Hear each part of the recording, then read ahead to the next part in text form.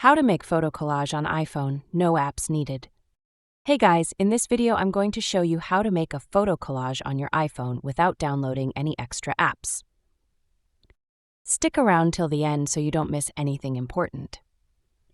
Let's get started. Alright, so on your iPhone, open the Shortcuts app. Now tap on Gallery at the bottom right corner.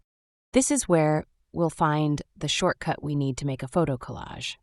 Tap on the search bar at the top and type in Photo Grid. You should see it pop up right away. Just tap the plus icon to add it. Once it's added, close the search by hitting the little X and go back to Library at the bottom left. Now tap on Photo Grid. Your phone's photo gallery will open up. From here, just select however many pictures you want in your collage. Could be 3, 4, or even 10. I'll pick 4 for this example. After you've selected your photos, tap the check mark at the top right. And that's it. Your iPhone will automatically create a photo grid using those pictures.